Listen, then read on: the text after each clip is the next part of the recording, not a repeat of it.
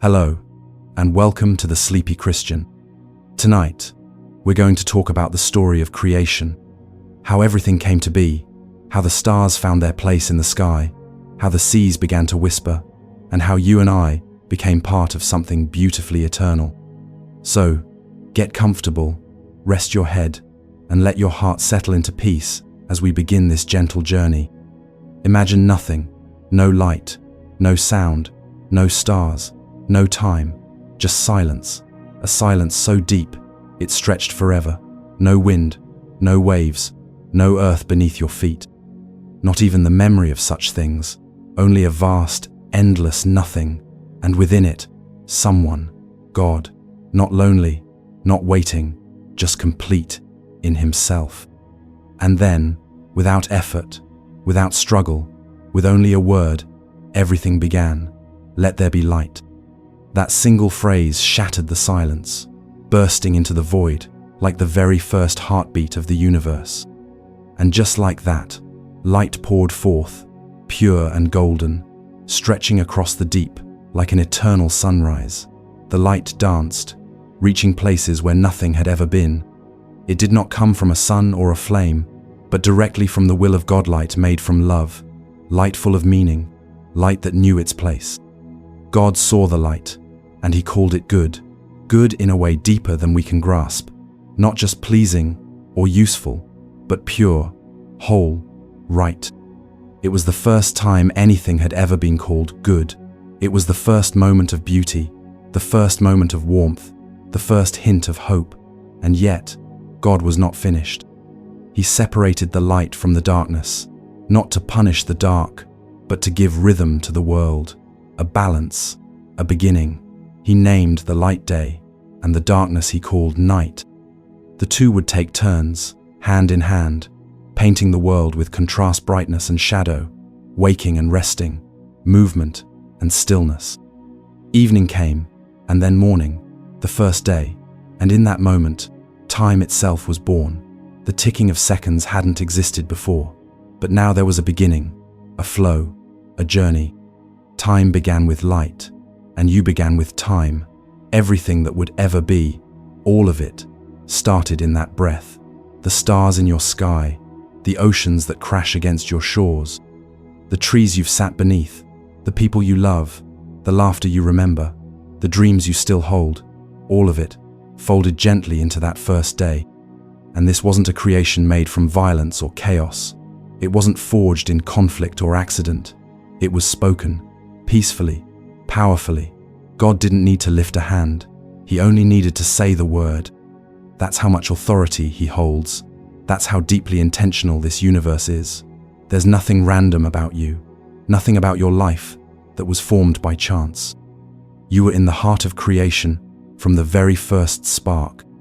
So when you close your eyes tonight, remember, the light that shines in the morning sky began in the quiet love of a creator who thought of you before the world had formed. Before there was shape or season or sound, there was a God who decided that light would be beautiful and that one day you would see it.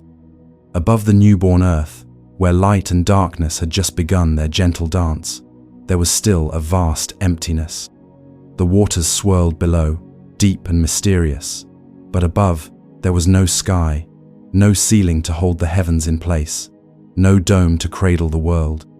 And God, in his perfect wisdom, turned his gaze upward and said, "Let there be a vault between the waters, to separate water from water." And so, the sky was born. Not just air or space, but a great expanse stretching wide and far high above, clean and open, the very breath of the earth waiting to be filled with song. God called this vault Heavenot in the sense of golden streets and angelic choirs, but the heaven that hovers above you every day, the soft canvas of blue that turns amber at dusk and burns crimson at dawn, the heaven that watches silently over mountains and deserts, rivers and fields. That's what God made on the second day. An atmosphere, not just of function, but of feeling. A space between, a place for dreams to drift and prayers to rise, a place for stars to one day sparkle and clouds to wander, for winds to travel and rain to fall. It was not empty, it was prepared. And think of how intentional this was. God didn't rush. He could have spoken everything into existence in a blink, but instead, he moved with care, with rhythm, with purpose. He gave attention to each part, like an artist stepping back to study the canvas before adding the next stroke. The sky was no afterthought. It was essential. Because without the sky, the birds would have no place to soar, and the rain would have nowhere to begin. The sun and moon, the constellations you wish upon at night, would have no home. Every sunset you've ever admired, every breeze that's ever brushed your face, began in this moment. Have you ever looked up and felt small, but comforted? That's the echo of creation, still humming through the heavens. The sky reminds us, we are grounded and yet meant to look up. It arches above us like a shelter and invites us into wonder. Even its vastness speaks softly to the soul. There is more than what you see. There is more waiting. There is a creator who hung this sky with love. And when you gaze at it, whether it's full of stars or storm clouds, you're seeing something God shaped with his own words. That vast, unending expanse above you is not random. It was crafted, stretched out by hands that never tire, for a purpose that includes you. Evening came, and morning followed. Another day wrapped in care, another page turned in the story of everything, and the sky still holds that story, if you know how to look. When you see the first light break through the clouds in the morning, when you hear the whisper of the wind as night falls, when you lay back and count stars without ever finishing, you are witnessing the breath of that second day, still fresh, still unfolding, still full of wonder. And tonight, as you lay still beneath that ancient expanse, remember it was created to cover you, to remind you of what holds you, and to gently whisper that the one who made the sky is watching over you, always. Beneath the newly formed sky, the earth still floated in a great and endless sea. Waters covered everything, rolling and swaying in quiet submission, waiting for their boundary, for their shape, for the command that would turn formless into form. And then, the voice of God rang out once again, steady, calm, full of quiet authority. Let the waters under the sky be gathered into one place, and let dry ground appear. And with that, the seas obeyed. They pulled back, as though they understood. Oceans formed, rivers twisted through invisible valleys, lakes settled into waiting basins.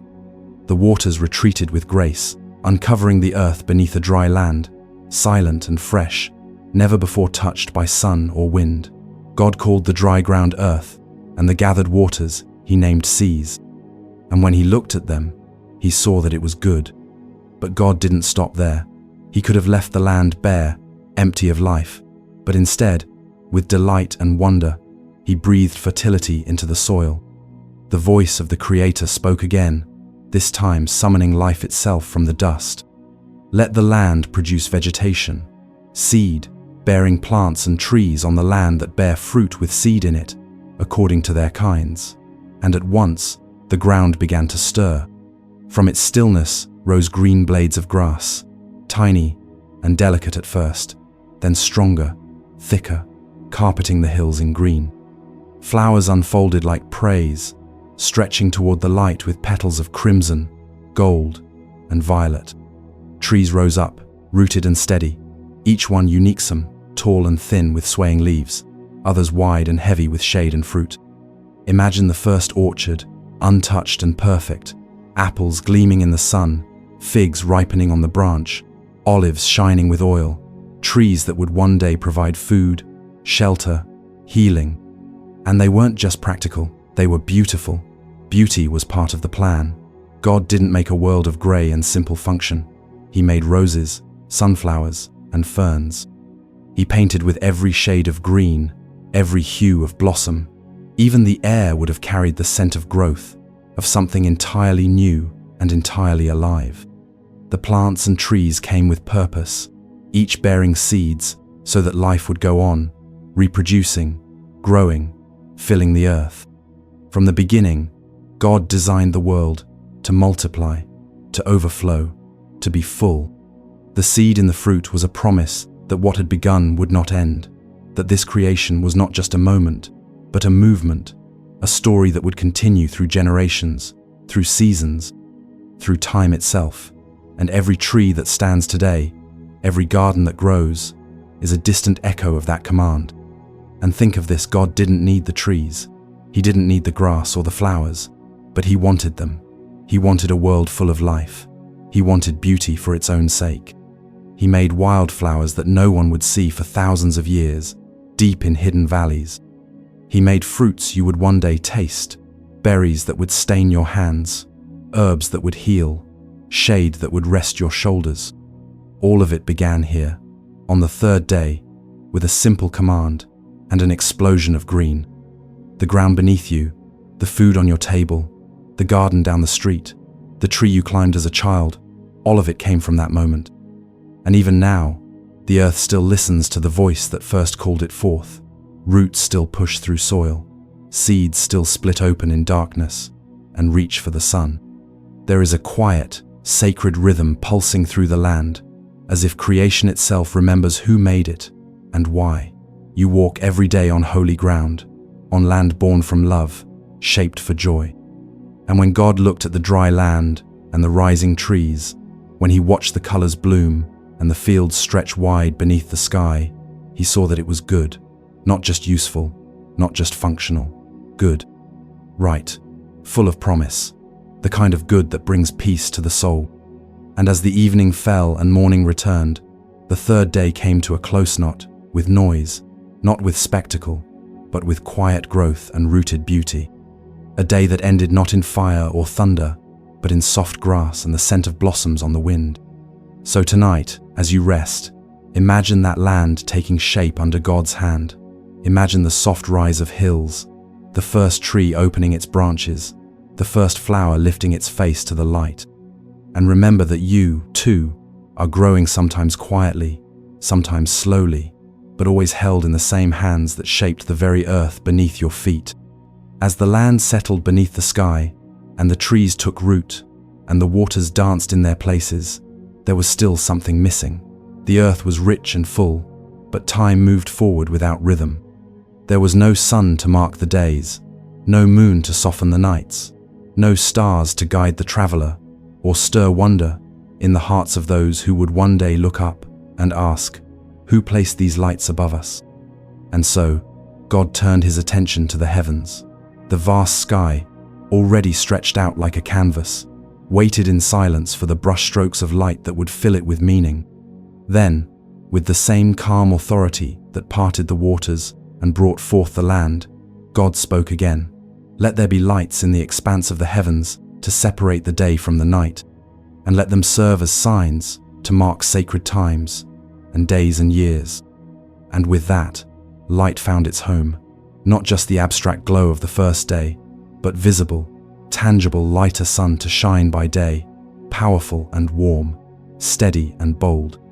The sun took its place in the sky like a ruler over the hours of daylight, commanding the morning to rise and the evening to fall. Its golden rays spilled over mountains and meadows, warming the soil, ripening the fruit, and awakening the rhythms of life.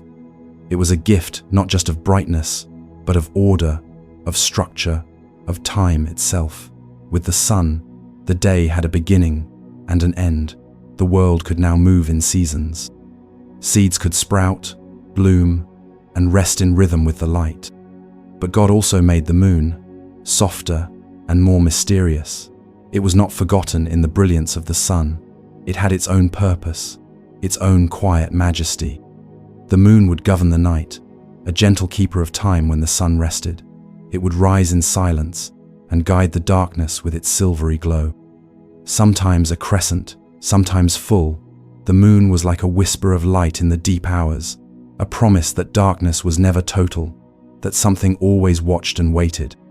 The moon's cycles would shape tides, guide journeys, and measure sacred festivals. It would be a friend to the lonely and a companion to dreamers, always there, always changing, always returning. And then, the stars. God, in His limitless creativity, scattered them across the sky like diamonds cast by hand, each one placed with care. They weren't random or careless. They had names. They had meaning. They formed constellations that would inspire wonder for generations. Patterns like stories written in the sky, for shepherds, sailors, children, and poets to find and follow. Some would mark seasons, others would guide lost travelers home, and though they seem far and faint, they are countless and constant, flickering reminders that even the smallest light matters. Think about this: the same stars you see, know on clear, quiet nights there, the same stars God set in motion on that fourth day. The same constellations that guided ancient feet across deserts and oceans still shine above your life. You are looking at a sky that remembers, a sky that has never stopped declaring the glory of its maker. And even when clouds cover them, or city lights drown them out, they are still there, holding their place, honoring the command of the Creator who told them to shine. But the lights in the sky were not just to rule day and night. They were to mark time too, give us a sense of when to work, when to rest, when to plant, when to harvest, when to gather, and when to be still. God gave humanity more than just warmth and light. He gave rhythm, a sacred calendar woven into the very heavens. Our days, our weeks, our years, all find their structure in the movement of the lights God placed above us. And within that structure, we live our lives not by accident, but by design. Every birthday, every holiday, every ordinary Tuesday is a thread in the great tapestry of time that began with this day, this divine moment of placement and purpose. And when God looked at the sun, blazing and bold, the moon, calm and watchful, and the stars, countless and precise, he saw that it was good, not just impressive, not just functional. Good, beautifully, divinely good. These lights were made not just to illuminate creation, but to reflect the heart of the Creatora, heart that values clarity, peace, and wonder. A heart that understands how we long for direction, how deeply we need the gentle passage of time, how easily we are moved by the night sky. So now, when you see the sun rise in the morning and feel its warmth on your face, remember that it is keeping the rhythm of the world. When you watch the moon rise slow and sure, casting shadows across rooftops and fields, remember that it is a reminder that even in darkness, light remains. And when you look up at the stars, whether they're sharp and clear or hidden behind a blanket of clouds, know that they were placed there for you. Placed there so you would always remember how vast this story is and how deeply personal. And as evening passed and morning returned, the fourth day came to a peaceful close. Time had begun. The heavens had found their lights. And creation, once again, stood quietly under the approving gaze of its maker.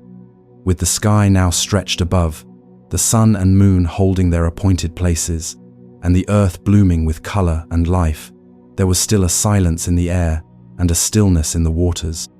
The land had been filled with trees, flowers, and green grasses. The heavens above had been dressed with light, both gentle and brilliant. But the seas remained uninhabited, and the skies, vast as they were, held no wings to glide through them. The world was beautiful, yes, but it wasn't yet alive with movement. It was waiting. And then came another word from God, one rich with energy and delight. Let the waters bring forth swarms of living creatures, and let birds fly above the earth across the expanse of the sky. And just like that, the silence broke into song. Beneath the surface of the sea, life erupted. Water stirred and shimmered as creatures of every shape and size came into being. Sleek fish darted through coral mazes, their scales catching the light like jewels.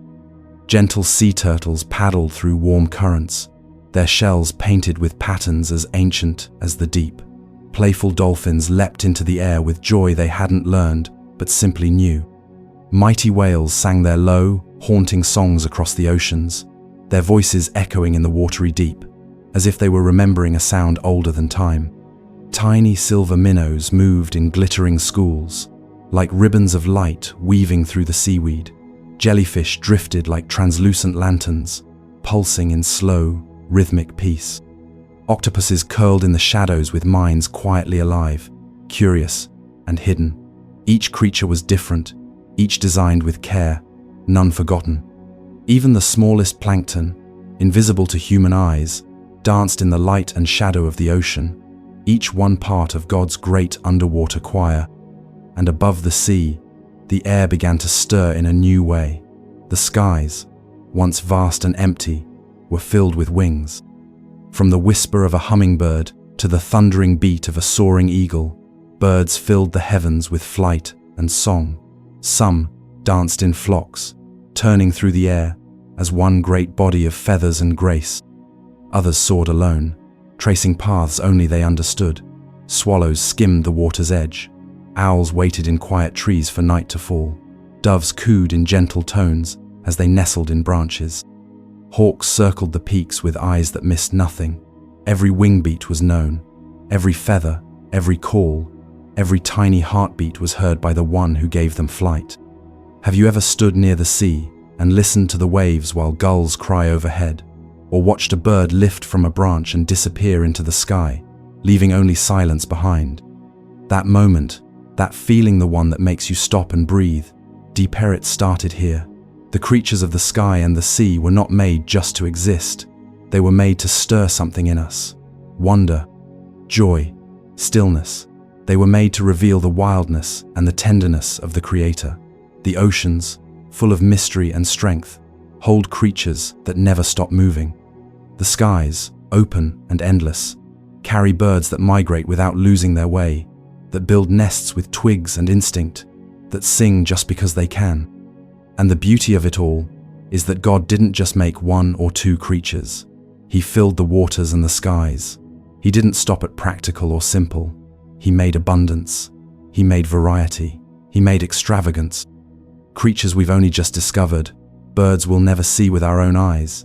He made them anyway, simply because he could, simply because he loves beauty, detail, and surprise. And when he looked at the oceans teeming with life, and the sky pulsing with flight and song, he blessed them. He didn't just declare them good, he blessed them, saying, "Be fruitful and multiply, and fill the waters in the seas, and let birds multiply on the earth." It was a blessing of fullness, of joy, of ongoing creation. It was God inviting his creatures to do what they were made to do, to move, to explore, to sing, to grow, to fill the world with life. And they have. Even now, every time a fish is born in a coral reef or a bird hatches from a fragile egg, it is an echo of that first blessing. Every flock in the sky, every school in the sea, every breath they take carries the memory of the fifth day. And we too are invited into that. When we watch the birds soar or the whales breach, when we pause to listen to the rustling of wings or the bubbling of water, we are not just observers, we are participants in this beauty. We are reminded that we live in a world designed not only with order, but with imagination. That the same God who shaped the eagle's wing and the dolphin's leap also shaped our hearts to feel awe, to be stirred by flight and water, to remember that life is not only about survival but about joy. And as evening came and morning followed, the fifth day closed in harmony and celebration. The skies were no longer empty, the seas were no longer silent. Creation was now in motion, filled with life that would never stand still. A living world, rising from water and wind, ready to welcome the next chapter in a story that was still being told. The morning of the sixth day rose over a world already rich with beauty. The seas shimmered with life, fish leaping through waves and great creatures gliding silently through the deep. Above, the sky was alive with wingsbirds singing, soaring, settling into nests. The land was thick with green, with roots digging deep and flowers unfolding toward the warmth. Light moved steadily across the sky, casting shadows beneath trees and dancing on the surface of the waters. But the land itself was quiet. It was ready, waiting for something more. Something that would walk upon the earth, live among the trees, and feel the soil beneath its feet. Something that would complete the landscape, not just with beauty, but with breath and awareness and relationship. Then, the voice of God called out once more, with gentle strength and divine intention, "Let the earth bring forth living creatures, according to their kind's livestock, creeping things, and beasts of the earth." And so it was. From the hills and valleys, from the forests and fields, life sprang forth. The ground stirred as new creatures awakened into being. Mighty beasts rose elephants with trunks reaching toward the trees, lions stretching in the tall grass with golden manes catching the light. Herds of wild horses thundered across plains, their hooves drumming a rhythm into the soil. Cows and sheep wandered peacefully through meadows, their breath warm in the morning air. Goats climbed rocky cliffs with ease, mountain-born and sure-footed. Tiny mice scurried through the underbrush, while deer stepped softly through the woods, their ears alert, their movements graceful. Bears lumbered through the trees, butterflies flitted above fields of wildflowers, and foxes peeked out from their hidden dens, curious and quiet. Every creature had its place. Some would roam wide, some would settle close, some would sleep beneath stars, others burrow beneath earth. Each kind, each form, each habit was chosen. God made the great and the small, the fierce and the gentle. He gave them instinct and design, movement and hunger, awareness and purpose. The variety was endless, no two were alike, yet all belonged. The land no longer lay silent. It rustled, it breathed, it echoed with the footfalls and voices of creatures who would one day be named, understood, loved, and God saw that it was good. But even then, the world was not yet complete. It was filled with life, but something was missing, something that could see all this beauty and understand it. Something that could choose, could feel, could speak, something that could walk with God, not only in form, but in soul, something that would reflect the very image of the one who made it.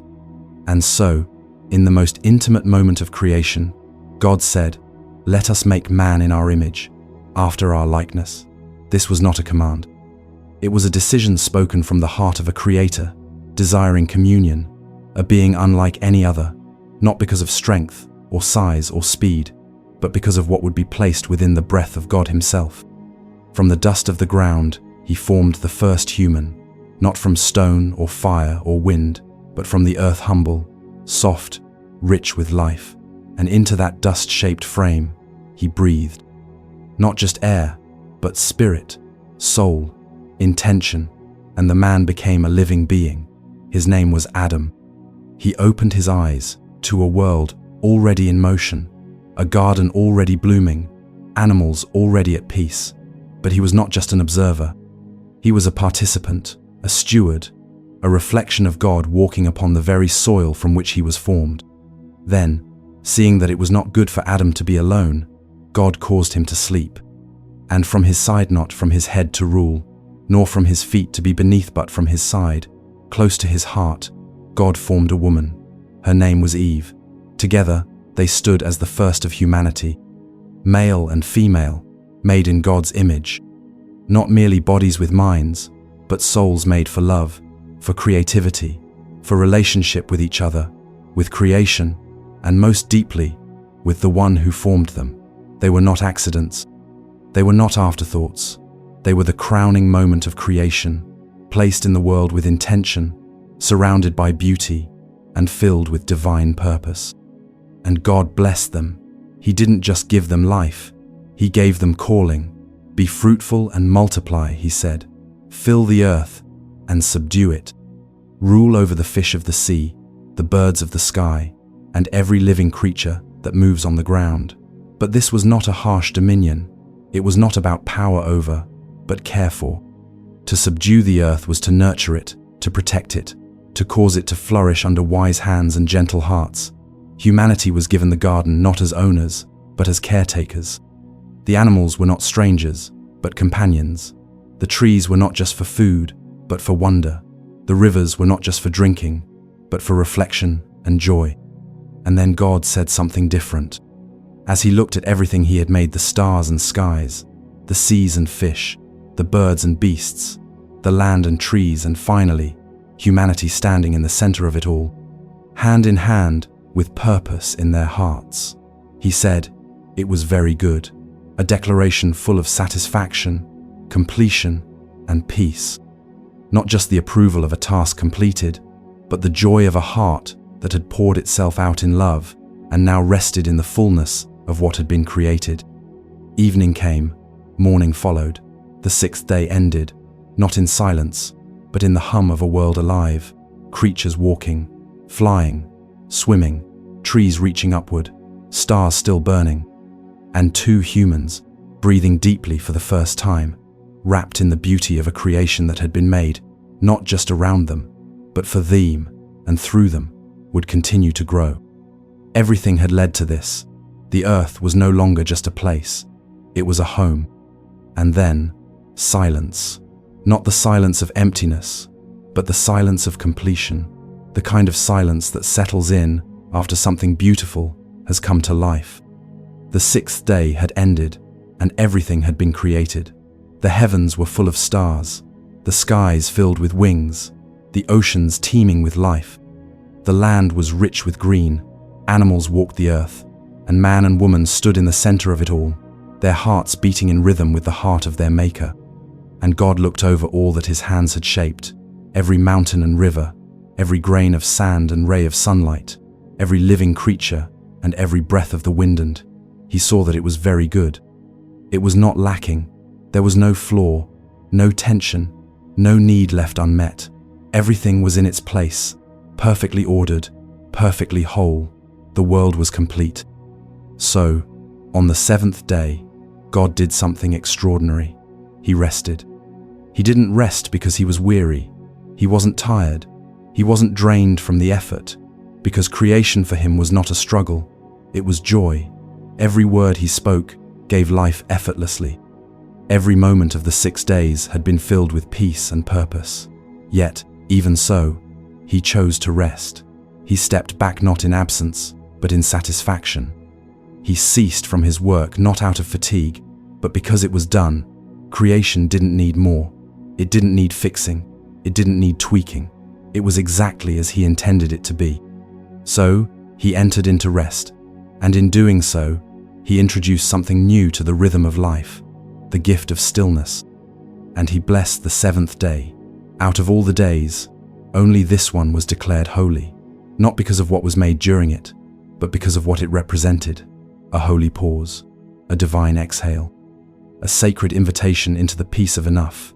For 6 days, creation had been unfolding, stretching, rising, and now it was time to simply be, to exist in the fullness of what already was, to let the beauty settle, to let joy breathe. The seventh day wasn't a gap in the action, it was the point of it all. Everything before it had been leading here. This moment of rest was not empty, it was rich. It was full of quiet celebration. Imagine the scene, the first morning of the seventh day, no new animals being formed, no new stars being placed, no fresh words spoken into existence. Just the sound of birds singing in trees already grown, rivers flowing between banks already shaped, animals walking through grass already green, the sun rising over a world already called good. And in the middle of it all, man and woman waking to the rhythm of rest. No rush, no fear, no unfinished tasks. They didn't wake up with a to-do list. They didn't open their eyes into pressure or demands. Their very first full day in existence was not one of labor, but of rest. That was God's gift to them. Their life began not with work, but with peace. What a picture that paints of the heart of God, a God who not only creates with power and purpose, but who values stillness, who cherishes delight, who invites his creation into it not because they earned it, but because they were loved. The seventh day whispers something deeply comforting. You don't have to strive to be worthy. You don't have to do to be loved. You can stop. You can breathe. You can rest because God did. Rest is not weakness. It's not wasted time. It's holy. It's built into the structure of the universe. It's a reminder that we are not machines. We are not cogs in a wheel. We were made for rhythms, for pause, for renewal, for sacred space between the doing. And this rest was not just for that first week. It was woven into creation like gravity, like light, a gift to be remembered, protected, entered into. Later, God would command his people to observe this day of rest, the Sabbathers, a way to return to the heart of creation, to remember that they were not slaves, not endlessly burdened, not forgotten. Every seventh day was to be a taste of Eden, a quiet rebellion against the noise of the world, a return to peace, a reminder that they belong to a God who created not just life, but margin, not just productivity, but joy. And even now, the gift remains. Though time has moved forward, though the world has become louder and more restless, the seventh day still speaks. It calls us back to the garden, back to the simple truth that everything began with love and ended in rest, that the God who made the universe doesn't demand constant movement, but invites us to be still and know Him, to breathe in His peace, to step away from striving, to enjoy what He has made know, just the world around us, but the quiet within us. So as the seventh day came and went, no new wonders appeared, but the wonder of rest settled like dew upon the earth. The animals continued their peaceful wanderings, the trees swayed in the breeze, the stars took their place in the sky once more, and God, pleased with all He had made, rested in the completeness of it. There were no unfinished thoughts, no chaos left to tame, just wholeness, just stillness, just love. And tonight, as you let your body sink into the quiet, remember this: rest is not just the end of your day, it's a sacred return to the beginning. The God who made the stars and seas, who shaped your heart with His hands, also made rest for you, not as a reward for hard work, but as a gift written into the very rhythm of life. You are not falling behind, you are stepping into something ancient, something holy. The peace of the seventh day still remains, waiting for you to enter in. So be still, breathe deep, let go. You are exactly where you need to be, and it is very, very good. After the stillness of the seventh day, with the world resting in the warmth of completion, God turned His attention to a special place, a place that would be set apart, more than beautiful, intimate, a sanctuary of delight, a garden not just for growing food, but for growing closeness. It was not merely land, but something sacred, a meeting place between heaven and earth. God planted a garden in a region called Eden, a word that itself means pleasure, delight, peace. And there, in the very center of this perfect creation, He shaped a space where beauty and purpose would exist in harmony. The soil of Eden was rich and soft, untouched by pain or fear. Rivers flowed through it in quiet strength, their waters clear, clean, and endlessly moving, dividing the land and nourishing everything they touched. Trees grew in abundant, settle and vibrant, rooted deeply, their branches stretching wide to offer shade and shelter. Some bore fruit sweet and rich, while others stood like living sculptures, adorned with blossoms that never wilted. Every plant in Eden had its place, and every corner of the garden was alive with meaning. And in this sacred space, God placed Adam, the first man, formed from the earth itself, shaped with care and filled with the breath of life. He wasn't placed in a palace or a fortress, but in a garden, not to be served, but to serve, to walk among the trees, to tend to them, to cultivate the land and live in partnership with it. Work in Eden was not toil, it was joy. Every task was filled with purpose. Every moment connected Adam more deeply to the creation around him and the Creator who walked beside him. God gave Adam freedom to explore, to name the animals, to learn and discover. Every creature that came before him was unique, and He gave each a name, understanding them not as objects, but as companions in this living world. But even in this paradise, something was missing. God, who knows the human heart better than we ever could, saw that Adam was alone. The animals were many, the garden was full, but Adam needed someone to walk beside, someone to share in wonder, to mirror the same breath of God within. So God caused Adam to fall into a deep sleep, and from his side, He formed the woman, not from the dust this time, but from Adam's own body, bone of his bone, flesh of his flesh. She was not made beneath him or above him, but beside him. Her name was Eve, and she was a reflection of God's beauty, wisdom, and strength, just as Adam was. Together, they stood not just as man and woman, but as the beginning of humanity, partners, equals, bearers of God's image, called to live in unity, in peace, in love. And for a time, everything was as it was meant to be. They lived without fear, without shame, without distance from one another or from God. They walked in the garden in the cool of the day, side by side with their Maker, speaking and listening in a language unbroken by sin or sorrow. The presence of God was not a mystery or a myth, it was their reality. His footsteps on the grass, his voice in the breeze, his closeness as natural as breath. There was no hiding, no masks, only truth, only love. Eden was more than a garden, it was home in the deepest sense of the word. In the center of the garden stood two trees. One was the tree of Lephia, symbol of ongoing union with God, a reminder that life is not sustained by food or breath alone, but by relationship. The other was the tree of the knowledge of good and evil, a boundary set not to withhold, but to protect. God gave Adam and Eve a choice, because love without choice isn't love at all. And in that choice, there was freedom, the freedom to trust, to walk in step with their Creator, or to turn away. But in those early days, the choice was clear. Their hearts were open, their hands were clean, and the world responded with peace. The lion lay beside the lamb. The ground yielded fruit without resistance. Rain came as a blessing, not a flood. The world was not in conflict with itself. Everything worked together. Every detail pointed to a deeper harmony. Have you ever longed for that kind of peace? The kind that doesn't just calm the mind but restores the soul? That deep sense of being known, seen, and safe. That is what Eden was. It is what our hearts still remember, even if faintly.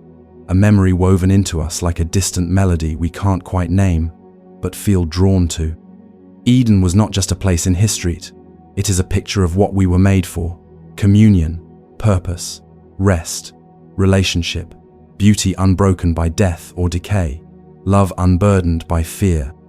And so, the garden stood in perfect balance, not because of magic or myth, but because of love, the kind of love that creates and gives and walks beside us.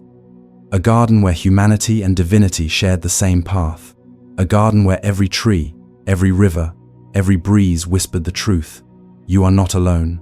You are not forgotten. You are part of something deeper, something holy. And though that garden would one day be lost to the choices of man, its memory was never erased. Its promise was never broken. Even now, in the quiet moments, in the beauty of nature, in the ache for something more, we feel it. We carry Eden in our bones, in our breath, in our hope. So as the sixth day turned to the seventh, and the seventh melted into stillness, the Garden of Eden stood, alive and perfect, a sacred beginning. And within it, two souls walked hand in hand, with nothing between them but light, a world at peace, a love that needed no explanation, a God who was not distant, but present in every leaf, every laugh, every heartbeat. And in that garden, creation rested and love dwelled. In the cool of the day, when the golden light filtered gently through the branches and the shadows of the trees stretched long across the soft, fertile earth, there was a sound. Not the chirping of birds or the rustle of animals in the brush, not the wind moving through leaves or the bubbling of the river, but something deeper, something more intimate. It was the sound of footsteps, not hurried, not loud, just the calm, steady rhythm of the Creator walking in his garden. It was a sound that stirred no fear, only joy, because in Eden, God didn't dwell at a distance. He walked with his creation. He drew near, and Adam and Eve, fashioned by his own hands, breathed in the same air, walked the same paths, and spoke with him face to face. Imagine that walking with God, not in metaphor or symbol, but in reality, waking up in the morning and hearing his voice call your name with warmth, strolling beside him as the flowers turned toward the sun, asking questions, laughing, learning, simply being known. There was no barrier, no shame, no hiding. Every conversation was pure. Every moment was filled with presence, not pressure. The God who set the stars in place wasn't above relationship. He desired it. He desired you. From the beginning, His greatest delight wasn't just in what He made, but in who He made. Humanity was never an ornament, for the earth it was the beating heart of the story, the part He lingered over, breathed into, stayed close to. Adam and Eve were not afraid of God. There was no reason to be.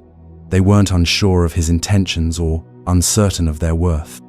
They knew they were loved, deeply and fully, with nothing to earn and nothing to fear.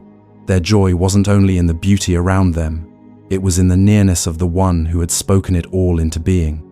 There is something sacred in that kind of closeness. It's what every human heart longs for, even if it doesn't always know how to name it. We search for belonging, for connection, for the sense that someone sees us, truly sees us, and stays. In Eden, that longing was fulfilled.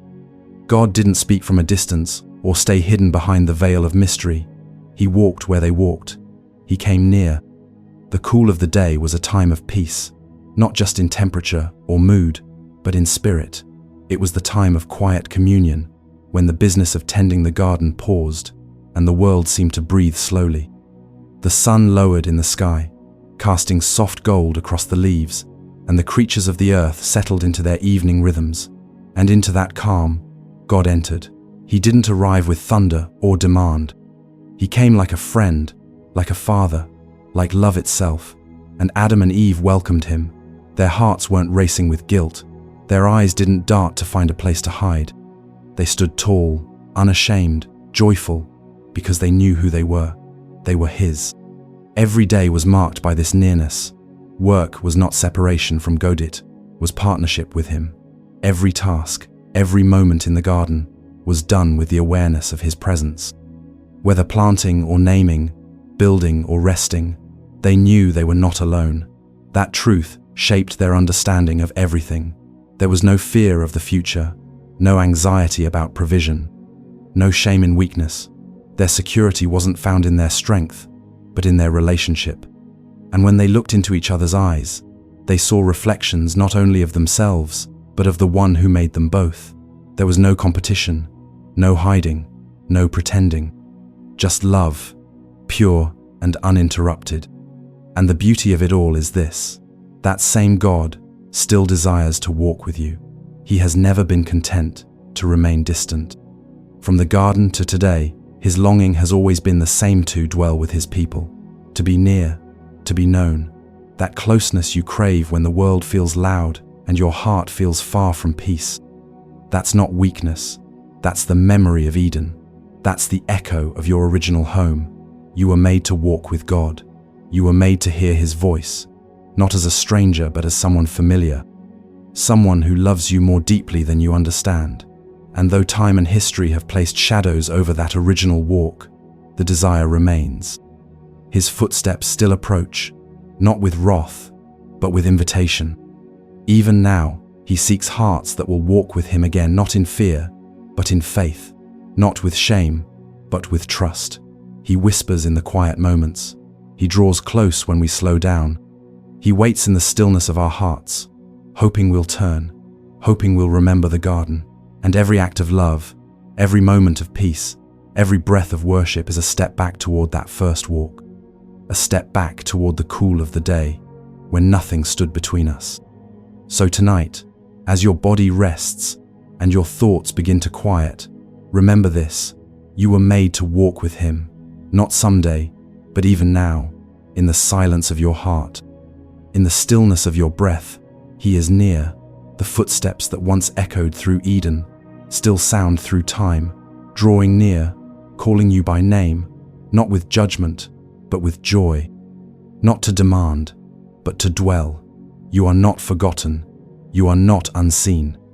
And even now, in the quiet of this night, the same God who walked in the garden walks toward you with love, with peace, with everything your heart has ever longed for.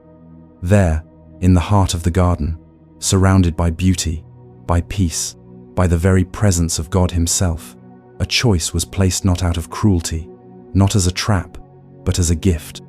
Because love must be free, it must allow for trust, and trust must allow for choice.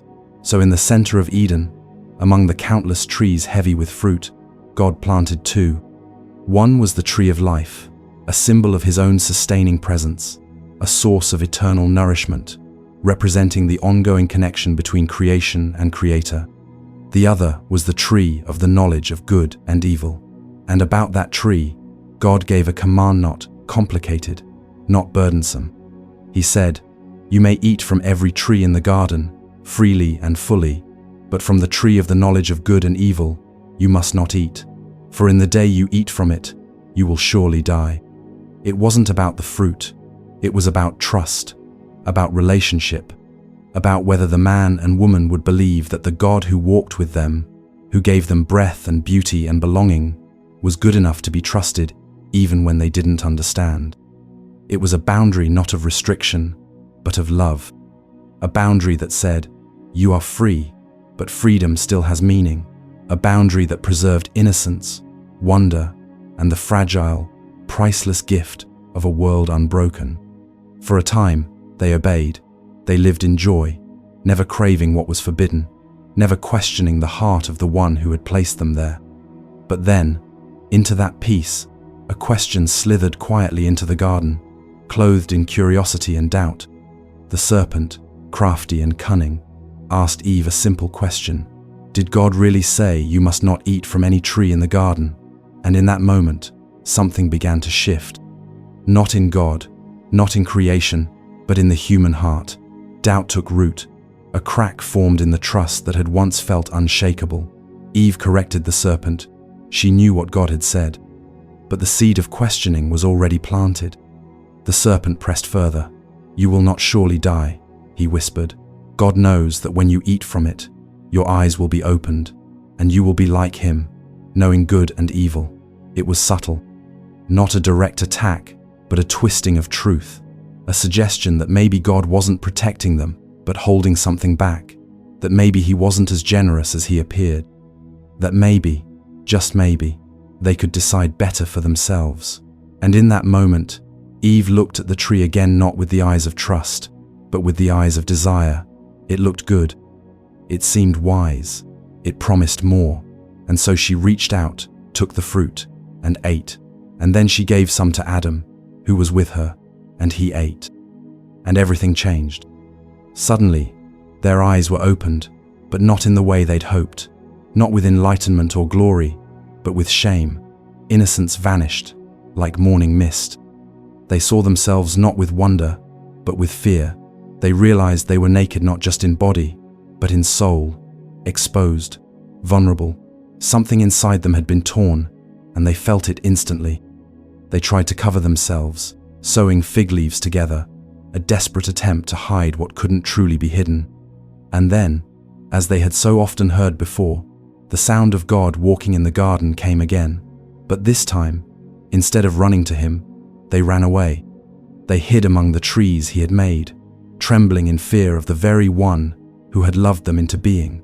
The relationship had shifted, not because God had changed, but because they had. Their trust was broken, and with it, the harmony of creation. God called out, "Where are you?" Not because he didn't know, but because he wanted them to know, to reflect, to respond, to return. Adam answered, "I heard you in the garden, and I was afraid because I was naked, so I hid." And so the truth began to unfold. God asked what had happened. Who told them they were naked? Had they eaten from the tree he had commanded them not to touch? And the blame began to pass. Adam blamed Eve. Eve blamed the serpent. No one took full ownership, but God saw it all. He knew. And yet he didn't destroy them. He didn't cast them aside in wrath. He spoke to each of them. He laid out the consequences. Pain would now mark childbirth. Work would become toil. The ground would resist. Death would come, not immediately, but inevitably. Sin had entered the story, and with it came sorrow. A fracture not just between God and man, but between man and woman, between humanity and the earth, between every breath and the peace it once knew. And still, even in this moment of sorrow, God showed mercy. He made garments of animal skins for them, not just to cover their bodies, but as an act of provision, of care, a quiet promise that he would not abandon them. He sent them out of the garden not out of cruelty, but out of protection, so they would not eat from the tree of life and live forever in this broken state. And as they walked away from Eden, the gates were closed behind them, guarded by cherubim, and a flaming sword flashing back and forth. Paradise was no longer home. The garden was lost, but not forgotten, and not forever. Because even in that moment, God made a promise, a quiet, powerful thread of hope. He spoke to the serpent and declared that one day, a descendant of the woman would crush his head, even though the serpent would strike his heel. A child would come, a savior, someone who would walk the earth again, someone who would restore what had been broken, someone who would lead his people back to the garden, not in geography, but in relationship, back to the presence of God, back to peace. So as Adam and Eve stepped into the unknown, they carried more than shame. They carried the memory of love, the memory of walking with God, the memory of perfect peace. And they carried the hope, fragile but sure, that the story was not over, that redemption was coming, that Eden, once lost, would one day be found again, and that the voice they once heard in the cool of the day would call out once more, not with judgment, but with love, leading them home. The garden was behind them now. The path that had once been lit with the soft glow of peace was now marked by dust, sweat, and sorrow. Adam and Eve walked into a world that felt unfamiliar, even though they had been made from its soil.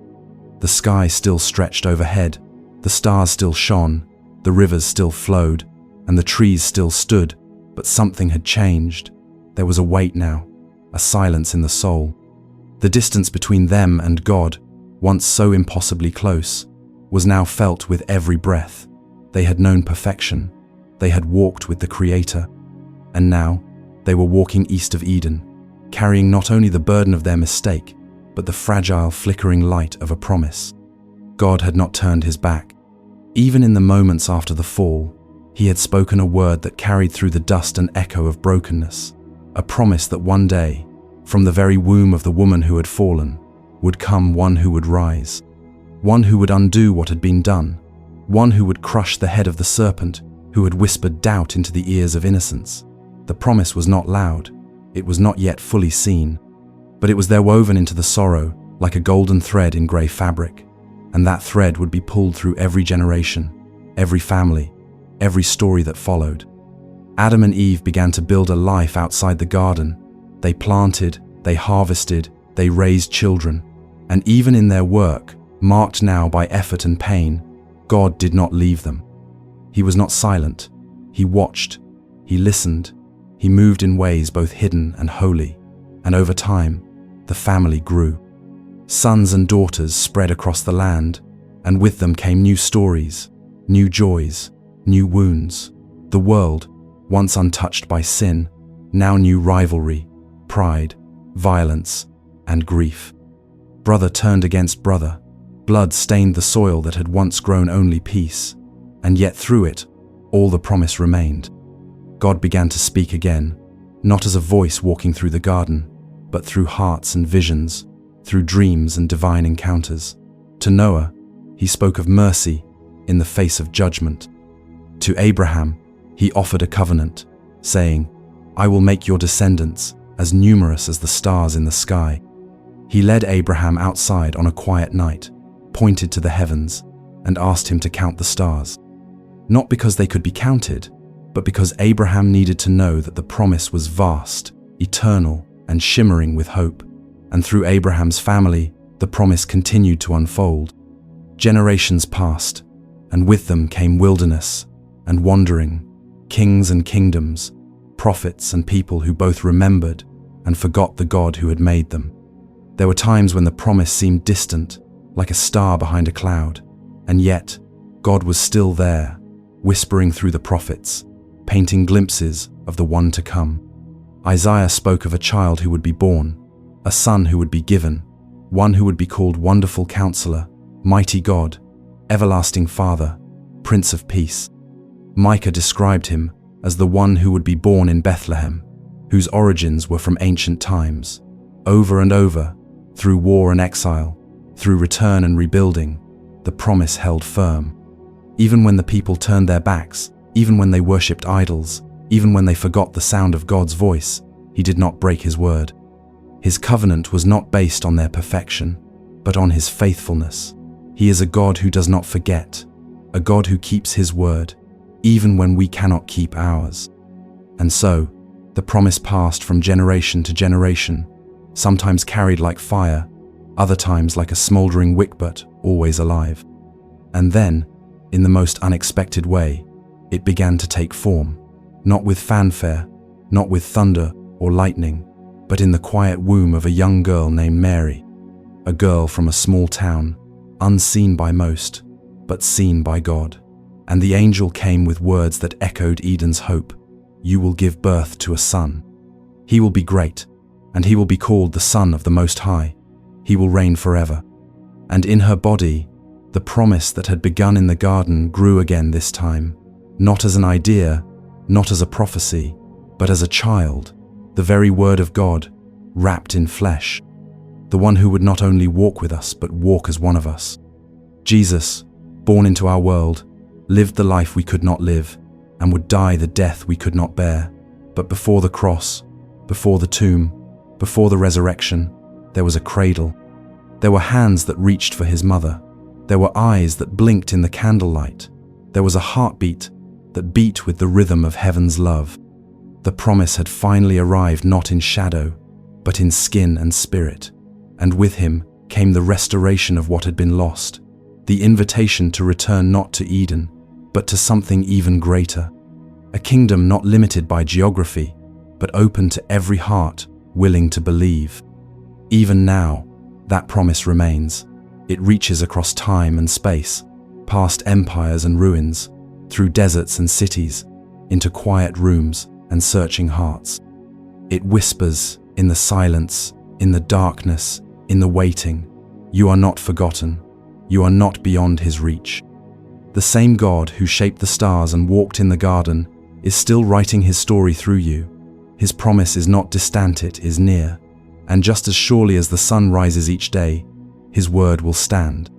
From Eden to Bethlehem, to the very place you now rest, His love continues to pursue, to redeem, to restore. The promise is not finished, and neither are you. Throughout all of history, in the midst of every joy and every sorrow, every rise and fall, every quiet morning, and every dark night, there has always been a simple, powerful truth God sees. Not in passing, not from a distance, but deeply, personally, and completely. From the very first breath of creation to the breath you're taking now, nothing has escaped His attention. Nothing is hidden from His gaze. He is not like those who look and forget. He sees in a way that understands. He sees with eyes full of compassion. He sees not only what is, but what could be. Not only who you are, but who you are becoming. It began even after the garden. In those early chapters of humanity's journey, the world had changed. Sin had entered the story, bringing pain, fear, and separation. But God had not changed. His eyes were still upon the earth, still watching, still caring. When Cain brought his offering with a heart full of pride, God saw. When Abel brought his with humility, God saw that too. He knew the difference. He saw the anger in Cain's heart before it turned into action. He warned him. He reached out because he saw the storm rising within him. And even after Cain chose wrongly after he struck down his own brother, God did not abandon him. He saw his fear, his shame, his exile. And still, He placed a mark of protection upon him, not as punishment, but as mercy, because that's what God sees with mercy. And when the world grew wild with wickedness, and the thoughts of men's hearts were bent constantly toward evil, God saw a man named Noah. He saw faith in the midst of faithlessness. He saw righteousness growing like a stubborn flower through cracked, dry ground. While others mocked or ignored, Noah listened. He obeyed. And so God called him to build, not just an ark, but a refuge for the future. Not because Noah was perfect, but because God saw in him something worth saving. A heart turned toward heaven, even when surrounded by shadows. Later, God saw a woman named Hagar, a servant, cast aside and running through the desert, alone and afraid, carrying a child and believing herself forgotten. She had been used, mistreated, and sent away like she didn't matter. But God saw her. In the barren wilderness, in the heat and dust, He called her by name. He didn't just see her, He met her. And she gave Him a name in return, El Roith, God, who sees me. It was the first time in Scripture that someone gave God a name, not based on power or miracles or laws, but on the quiet, personal truth that in her moment of deepest loneliness, she had not been invisible, she had been known. God saw Abraham's hope and Sarah's laughter. He saw Jacob wrestling in the night. He saw Joseph in the pit, in the prison, and on the throne. He saw the suffering of His people in Egypt, their cries rising up from under cruel hands. He saw Moses on the mountain, barefoot and trembling. He saw Miriam dancing with joy, Aaron stumbling with fear. He saw Ruth clinging to Naomi, and Boaz looking at her, not with judgment, but with kindness. He saw David in the fields before the crown ever touched his head. He saw Elijah in the cave, weary and wanting to give up. He saw Hannah in the temple, praying with tears that wouldn't stop. He saw them all, not just their actions, but their hearts. And He sees you, right now, not just your outer life, the things others notice, but the moments no one else knows about, the longings you don't speak aloud, the fears you carry quietly, the dreams that feel too fragile to name, the questions that have followed you into the night. He sees the tears you've cried behind closed doors. He sees the strength it takes just to keep going. He sees the moments of faith, even when they're small and trembling. He sees the battles you fight in silence and the courage it takes to choose hope again and again. You are not overlooked. You are not invisible. You are not just one face in the crowd. You are fully known. And He does not see you with eyes of criticism or condemnation. He sees you through the lens of grace. He remembers the dust you were made from. He understands the weight you carry. He rejoices over your victories, no matter how small, and He holds your losses with tenderness. He is the shepherd who notices when one sheep is missing, the father who runs when the child is still a long way off, the Redeemer who looks at the broken and sees a masterpiece in progress. His vision is not limited by your past or your failures. When He looks at you, He sees the image of Himself, reflected, redeemed, and still being restored. And just as He saw His people wandering through the desert, guided by fire and cloud, so He sees your path now. Whether it winds through joy or sorrow, clarity or confusion, He is with you. He watches over your days, not as a distant observer, but as a loving Creator, invested and present. He sees the steps you take in faith. He sees the prayers you whisper when no one else hears. He sees the way you hold on to truth even when the night is long, and He sees who you are becoming. He sees the fruit being formed in your life: love, patience, gentleness, endurance. These things grow quietly, but He sees them clearly. So if you've ever felt unseen, if you've ever wondered if your life matters, remember this: the same God who counted the stars and called them each by name also counts every strand of hair on your head.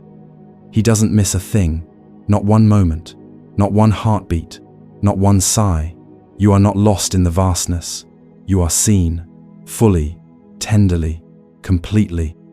And being seen by God is not just an awareness, it is a promise that He is with you, a promise that you are never alone, a promise that your story is held in hands that do not let go. And even when you cannot see Him, He sees you, and that is more than enough. Creation hasn't stopped. That may be the most gentle and awe-inspiring truth of all. The story that began with light, with breath, with soil and stars and see it, didn't end on the seventh day. God didn't fold His hands and step back. He didn't close the book and walk away. No, the world is still humming with His creativity, still alive with His movement, still pulsing with His voice. Every morning, the sun rises not by habit, but by the faithfulness of the One who said, "Let there be light." Every blade of grass that pushes its way through the cracks in the sidewalk, every tide that rolls in to kiss the shore, Every gust of wind that rustles the trees, none of it is coincidence. All of it is a whisper, a continuation of that same divine song that spoke the cosmos into being. You can feel it if you pause long enough. The rhythm of growth, the stillness of watching, the unspoken harmony that ties one moment to the next. God's hand is still shaping this world, not just in the grand and mighty acts, but in the unnoticed spaces, in the way spring returns to frozen ground, in the way a baby's lungs fill with air for the very first time, in the way a broken heart finds the strength to love again. Creation is not just what was, it's what is. It's what continues to be, and not just outside of you, but within you. Because you are part of this living story. You too are being created, still not formed from dust, but shaped from the unfolding of your days. With every experience, every failure, every step forward and every step back, something is being made new in you. The same God who formed the mountains and filled the oceans is gently crafting the contours of your character, the kindness growing in your heart. That's creation. The patience you didn't have last year, but are learning to hold now, that's creation. The healing that came after the pain, the strength that rose from sorrow, the laughter that returned after a long night of weeping, all of it is the Creator at work in you. You are not a finished product. You are a masterpiece in progress. The work of God's hands is not a moment, but a movement, and you are part of it. And beyond your skin, the world still bears the fingerprints of heaven. When you walk through a forest and feel the hush beneath the canopy of leaves, when you stare up at a sky filled with stars and feel your breath catch in your chest, when you hear the sound of birds in the morning or watch clouds drift like soft dreams above the earth, these are not just natural things, they are sacred echoes, reminders that this place we call home is not accidental. It is the ongoing art of a loving God. Creation didn't wind itself up like a clock to tick on its own. It is sustained, it is tended, it is still being spoken into. And even when the world groans, even when the earth quakes, or the sky darkens, or life feels fragile, God is not absent. Scripture tells us that all of creation groans, as if in labor, waiting for renewal, waiting for the full revealing of what is to come. The beauty we see now is only a glimpse.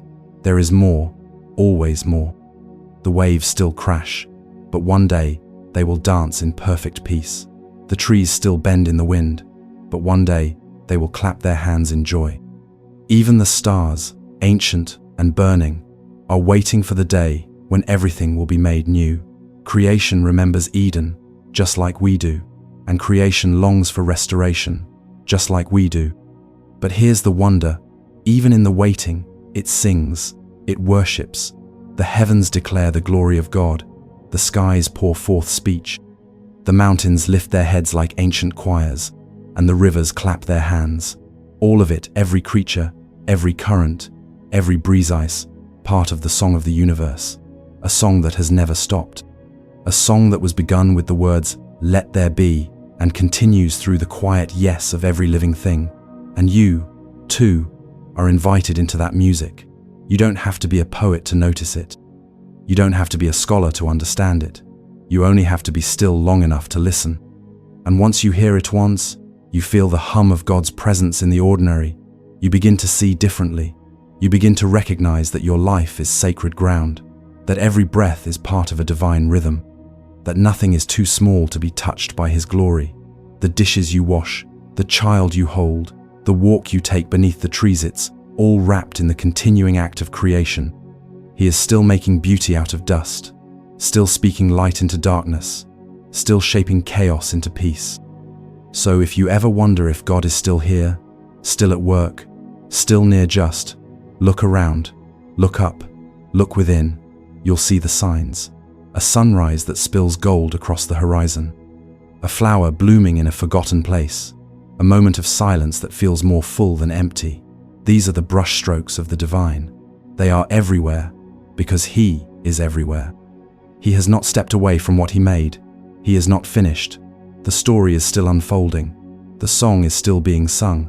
Creation still sings, and so can you. You were meant to be. That truth is deeper than emotion, and stronger than circumstance. Before time began, before light first broke through darkness, before stars were flung into the sky, or oceans were told where to stop, you were already on God's mind, not as an idea, not as a number in the crowd, but as a person real, known, and deeply desired. The same God who painted the heavens, who sculpted the mountains, who designed every creature from the smallest ant to the greatest whale, he thought of you. Not just the outline of your form, but your laughter, your tears, your voice, your story. He imagined the rhythm of your heartbeat and the shape of your dreams. You were not made in haste. You were not created in error. You are not here by chance. You were meant to be.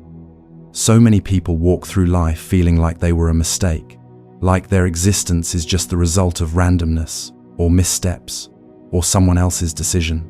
But God does not make mistakes, and He does not forget the things He intends. When He said, "Let us make man in our image," He meant you. You were woven with intention, every detail of your being formed by hands that do not slip, by a heart that does not change. The color of your eyes, the way your thoughts move, the way you love, the way you long of it was shaped with care. You carry the fingerprints of the Creator. His image is stamped into your soul, not because you earned it, but because He gave it freely. There has never been another you in all of time. There never will be. In all of creation's expanse, from the galaxies light years away to the atoms inside your skin, there is nothing that duplicates your worth. You are one of one, designed with eternity in mind. When you were formed in secret, when your bones were knit together in the quiet sanctuary of your mother's womb, God was there, watching, smiling, planning good things for you to walk in. Your life began in love, not in fear, not in rejection, not in confusion. Love was your starting point, and love is still your foundation, even when the world makes it hard to see. Sometimes the pain we carry clouds that truth. Sometimes the voices around you, sir, even the voice within, try to convince us that we're too broken, too late, too far gone. But God sees deeper than our wounds. He sees through every false story we've believed about ourselves.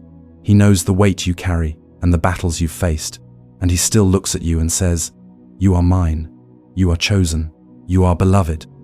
No mistake you've made is stronger than His mercy. No wound you've endured is deeper than His healing. No fear is greater than His presence. If you've ever wondered if you matter, if you've ever doubted your place in the world, let this truth sink in deeper than the noise. You were meant to be. You were meant to walk in beauty, to breathe deeply and know that your breath is not wasted, to love and be loved, not perfectly, but honestly, to grow, to stumble and rise again, to laugh so hard your stomach hurts, to cry when your heart breaks and find comfort even there. You were meant to see sunsets and touch the earth with bare feet, to hear music and feel it stir something eternal in you. You were meant to wonder, to ask big questions, to wrestle with mystery, and come out holding a little more grace. You were meant to leave something good behind, even if it's only a kind word, a warm memory, or a prayer whispered in the dark. These aren't small things. They're sacred. You were created for them.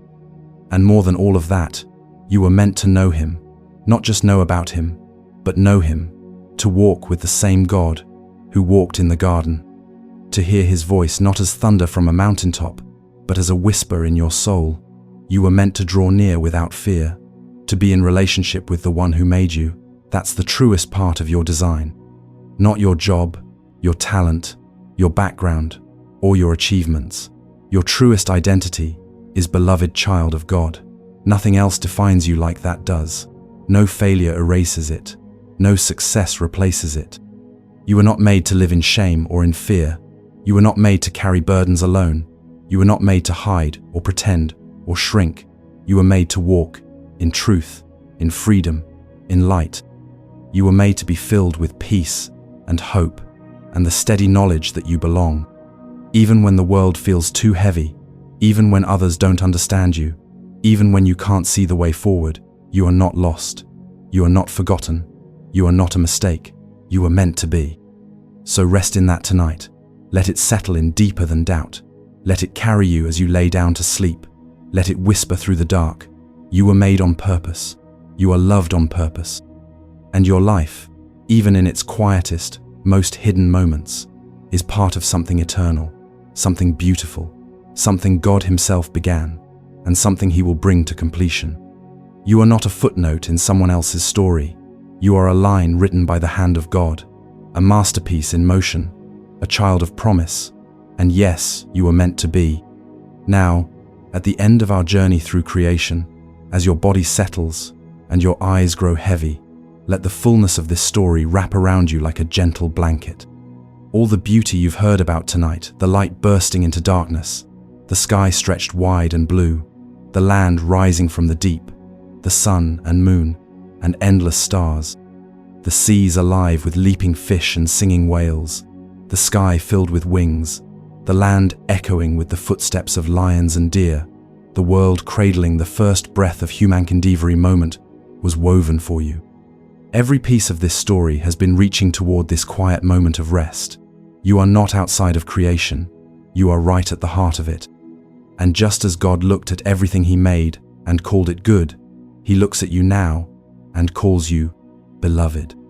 Let that truth settle your soul. The same hands that painted the first sunrise are the hands that hold you now. The same breath that stirred the dust into life is the breath that fills your lungs with every gentle inhale. The one who crafted galaxies and whispered life into the smallest flower is closer to you than your heartbeat. Even as night settles outside your window and the world grows quiet, you are never alone. Your story, your struggles, your dreams, and doubts, all of it is known by Him. The God who created you is not far away. He is here. He is near. He is watching over you with love that does not waver, with peace that cannot be shaken, with a presence that will never leave you. Rest is not just an ending, it is an invitation.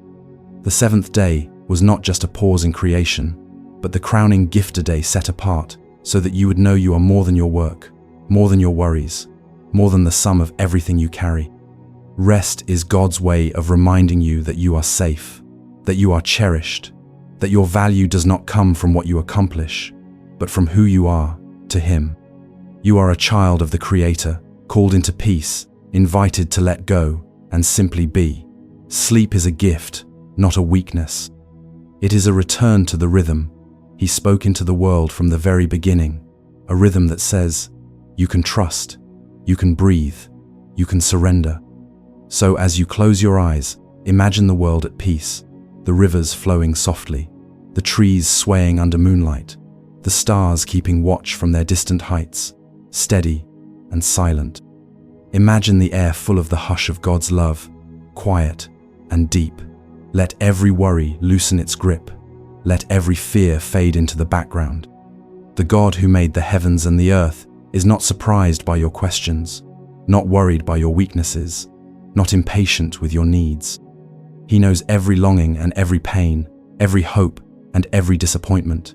And still, He says, rest, be still, I am here. There is nothing you can do tonight to make Him love you more. There is nothing you have done to make Him love you less.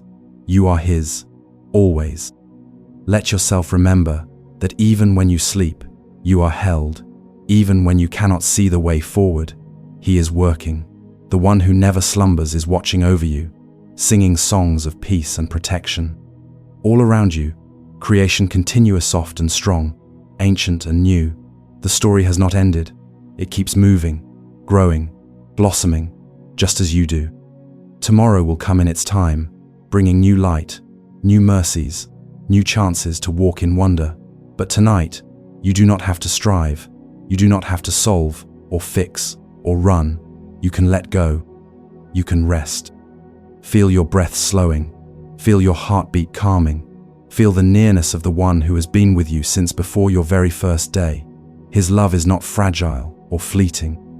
It is steady, quiet, stronger than anything that could ever come against you. As you drift towards sleep, imagine yourself in the garden again, surrounded by beauty, by safety, by peace that the world cannot give and cannot take away. Imagine His presence like cool shade on a warm day, like the gentle hush at the end of a song. You are safe, you are treasured, You are enough. And when sleep comes, let it be an act of trust. Let it be your yes to the rhythm of creation, your answer to the invitation of rest. Let every moment of stillness be a reminder that you are loved, completely and forever. The God who formed you knows how to hold you. The God who shaped the stars knows how to guard your dreams. The God who gave his breath to the world gives his peace to you now. Breathe it in. Let it settle over your mind and heart. Let it carry you gently into the quiet waters of sleep, where you are watched over, cared for, known. And as you sleep, know that the story is not finished. Know that your life is woven into a tapestry so much greater than you can imagine. You are part of creation's song. You are the echo of his delight. And in the morning, as the light returns, so does his love in you, bright and waiting for you. So rest deeply, dear one. Sleep in peace. You are safe, you are loved, and you are exactly where you are meant to be.